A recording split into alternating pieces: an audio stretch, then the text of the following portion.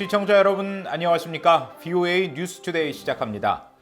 한국 정부가 4년 만에 유엔 북한 인권 결의안 공동 제안국 참여 의지를 밝힌 데 대해 미국 내 전문가들은 북한 주민들을 위한 긍정적인 신호라며 환영했습니다.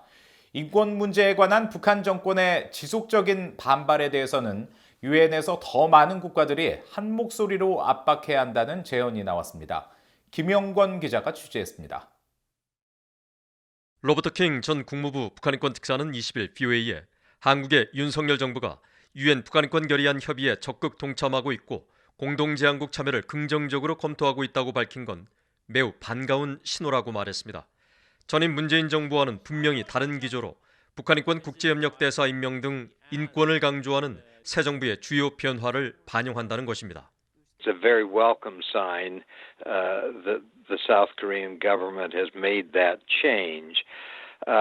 During the previous time when I was special envoy, South Korea and the United States worked closely in Geneva, at the UN Human Rights Council in New York, at the General Assembly, and also at the Security Council in terms of focusing attention on human rights issues in North Korea. And this is, a welcome return to a policy that the South Korean government was following in the past. 로버트 코헨 전 국무부 인권 담당 부차관보는 한국의 북한인권 결의안 공동제안국 재동참은 북한 주민들에게 보내는 긍정적 메시지가 될 것이라고 말했습니다. 한국의 전임 정부는 북한 정권의 요구에 따라 인권 증진을 평화의 걸림돌로 취급했지만 이번 공동제안국 동참은 북한의 인권 증진이 한반도 평화와 안전에 필수적이란 사실을 보여줄 것이란 설명입니다. Co-sponsorship by South Korea of the resolution in the General Assembly on North Korea human rights will be a positive message to the people of North Korea. That the South supports reforms in the DPRK that are needed for the protection and well-being of its people. 전문가들은 북한의 유엔 주재 김성 대사 등이 유엔 총회에서 북한인권 결의안이 정치적 음모의 산물이라고 거듭 주장한 데 대해선 국제 공조를 통해 압박 목소리를 더 높여 대응해야 한다고 권고했습니다. 북한 자유연합의 수전 숄티 의장도 오준 전 유엔 주재 한국 대사가 과거 유엔 안보리에서 북한 주민은 우리에게 아무나가 아니라고 말해 전 세계에 감동을 줬던 것처럼 한국 정부는 모든 가능한 메커니즘을 동원해 목소리를 주도해야 한다고 강조했습니다. I'm so glad that they are once again taking up the issue of the suffering that's happening north of the DMZ. And they should be using every opportunity to talk about human rights and what's going on in North Korea. 전문가들은 북한 정권의 반인도 범죄 등 인권 침해가 한반도 평화와 안보를 훼손한다는 사실을 국제사회가 더 인식해야 한다면서 한국은 미국, 유럽연합 등과 협력해 생각이 다른 유엔 회원국들에게도 북한 인권 증진이 중요한 이유를 알려야 한다고 강조했습니다. VOA 뉴스 김영권입니다. 한국 정부가 전임 문재인 정부 이후 4년 만에 유엔의 북한 인권 결의안 공동 제안국 참여를 긍정적으로 검토한다고 밝힌 데 대해 결의안 초안을 작성하는 유럽연합 EU가 환영 입장을 밝혔습니다. 유럽연합 EU 대변인은 20일 VOA에 국제사회의 단합은 북한에게 인권 존중과 보호를 촉구하는 데 매우 중요하다는 입장을 재확인한다면서 한국과 더 많은 국가들이 공동 제안국에 참여하는 것을 환영한다고 밝혔습니다. 이어 북한 인권 결의안 초안은 다음 달 1일 유럽연합 순회 의장국을 맡고 있는 체코가 유엔에 제출할 것이라고 밝히고 이번 결의안에는 지난해 발생한 북한의 인권 상황을 토대로 새로운 내용들이 포함될 것이며 현재 논의 중이라고 설명했습니다. 유럽연합은 해마다 10월 북한 인권 결의안 초안을 작성해 주요국이 회람을 하게 한 뒤 문안을 협의해 11월 초 유엔 총회 산하 제3위원회에 제출하며 유엔 총회는 연말 본회의에서 결의안을 최종 채택합니다. 유엔 주재 한국 대사가 지난 2020년 서해상에서 해양수산부 공무원 고 이대준 씨가 북한군에 사살된 사건에 대해 북한 당국에 관련된 모든 정보를 공개할 것을 요구했습니다. 황중국 주 유엔 한국 대사는 20일 뉴욕 유엔 본부에서 속개된 제77차 유엔 총회 제3위원회 회의에서 북한군에 의해 비무장 민간인이 살해된 사건을 개탄스럽게 생각한다면서 이런 일이 되풀이돼서는 안 된다며 이같이 밝혔습니다. 황 대사는 또 신종 코로나 바이러스 감염증 사태로 인한 방역 강화와 함께 북한의 인권과 인도주의적 상황은 더욱 악화됐다고 지적한 데 이어 지난해 말 북한 당국은 한국 영상물의 유포자에 대한 처벌을 강화한 반동사상문화배격법을 제정한 사실을 거론했습니다. 황중국 대사는 이어 북한이 저지른 인권 관련 범죄를 국제형사재판소, ICC 등 국제사법체계에 회부해야 한다는 UN 인권 최고대표 사무소 보고서를 언급하면서 북한 인권 상황에 대한 국제사회의 적극적인 관심을 당부했습니다. 미국 국방부가 북한의 7차 핵실험 가능성을 열어두고 이를 예의주시하고 있다고 밝히고 괌에 전진 배치한 비원비 전략 폭격기에 대해서는 국제사회의 잠재적 도발을 막기 위한 신호라고 설명했습니다. 이 한국 일각에서 제기되는 전술핵 재배치 문제에 대해서는 국방부와 국무부 모두 미국의 확장 억제 공약을 재확인했습니다. 조은정 기자가 보도합니다. 미국 국방부의 패트릭 라이더 대변인은 20일 정례 브리핑에서 북한의 핵실험 가능성을 다시 언급하면서 동맹국과의 긴밀한 협력 속에 상황을 예의주시하고 있다고 밝혔습니다. We continue to believe that North Korea is preparing for a potential future nuclear test. It's something that we're keeping a close eye on. I don't have anything new to provide in that regard, but we'll continue to stay very closely in touch with the Republic of Korea, with Japan and our other allies and partners in the region on that front.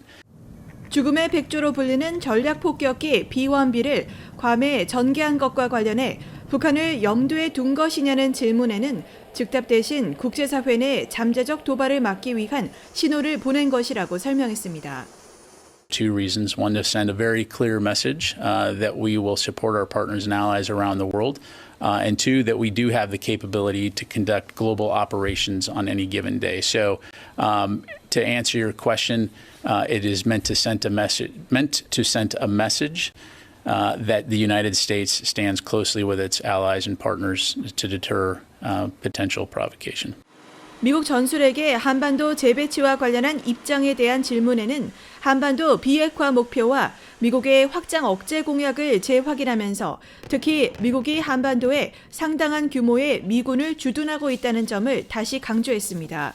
국무부 고위 당국자도 이날 별도의 브리핑에서 확장 억제에 대한 같은 입장을 밝혔습니다. 조 바이든 대통령은 핵과 재래식 무기, 미사일 방어를 포함한 미국의 모든 방어 역량을 동원해 한국의 확장 억제를 제공하겠다는 약속을 확인했다는 것입니다. 또 미한 양국은 고위급 확장 억제 전략협의체를 재가동했고 연합 방어태세를 보강하는 데 전념하고 있으며 조건에 기초한 전시작전 통제권 전환에 대한 의지도 공유하고 있다고 소개했습니다. 이 고위 당국자는 이어 필립 골드버그 주한 미국 대사가 전술핵 재배치 이야기는 무책임하다고 발언한 것에 동의하느냐는 질문을 받고 맥락과 다르게 받아들여져 보도됐다고 지적했습니다. 그러면서 이 문제와 관련한 미국의 정책은 달라진 게 없으며 미국은 모든 북한 관련 문제에 있어 한국과 협력하는데 완전히 전념하고 있다고 말했습니다. 앞서 골드버그 대사는 지난 18일 서울에서 열린 한 토론회에서 전술핵에 대한 이야기가 푸틴에게서 시작됐든 김정은에게서 시작됐든 무책임하고 위험하다고 말해 전술핵 재배치의 부정적 의사를 밝혔다는 해석이 나왔습니다. 이런 가운데 국무부는 웬디 셔먼 국무부 부장관이 오는 24일 일본을 방문해 한일 외교차관 회의를 열고 북한의 최근 도발에 대한 대응책을 논의할 예정이라고 밝혔습니다. She'll have bilateral meetings. She'll engage in trilateral meeting with her Japanese and South Korean counterparts, understanding the importance of trilateral cooperation on a range of issues, but of course, perhaps most notably, the DPRK's WMD and ballistic missile program. 프라이스 대변인은 이번 셔먼 부장관의 일본 방문은 영내 동맹국, 한국, 일본에 대한 미국의 지속적인 공약을 보여준다고 설명했습니다. VOA 뉴스 조은정입니다. 나토 동맹국 폴란드가 최근 한국과 방산 협력을 확대하는 가운데 폴란드 국방장관이 한국에서 구매하기로 한 다연장 로켓 천무 첫 물량이 내년 초 인도된다면서 이것은 양국 공동 노력의 가시적인 최대 성과라고 밝혔습니다.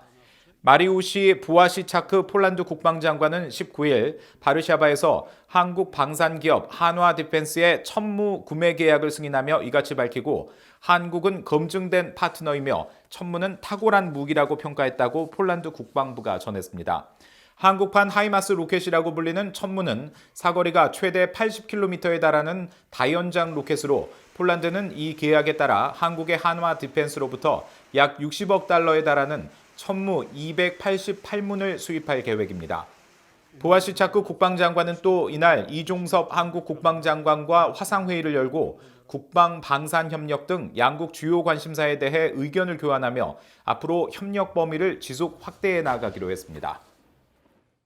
한국 국가인권위원회와 영국 의회 내 북한 문제에 관한 초당파 의원 모임 등이 20일 런던 웨스트민스터 의원회관에서 북한 인권 국제 컨퍼런스를 개최했습니다. 송두환 한국인권위원장은 이날 개회사에서 북한의 탄도미사일 발사 등을 거론하며 북한 인권 개선과 관련한 한반도 여건이 그 어느 때보다 어려운 환경에 처해 있다면서 이런 상황일수록 국제사회의 관심과 공통 노력이 더욱 필요하다고 밝히고 앞으로도 북한 인권 개선을 위한 국제 협력 노력을 계속하겠다고 말했습니다. 영국의회 북한 문제 초당파 의원 모임의 공동의장인 데이비드 올턴 상원의원은 북한 인권 문제가 잊히지 않도록 꾸준히 활동하고 계속 압박해야 한다며 인권 탄압을 받는 이들에게 다른 선택이 있다는 점을 알려줘야 한다고 강조했습니다. 이날 행사에는 학계와 국제기구, 시민단체 등의 관계자 70여 명이 참석해 북한 내 종교와 신념의 자유, 북한 인권에 대한 주요 도전 과제와 북한 내 인권 개선 방안에 대해 논의한 것으로 전해졌습니다. 이상으로 VOA 뉴스투데이 마칩니다. 시청해주신 여러분 고맙습니다.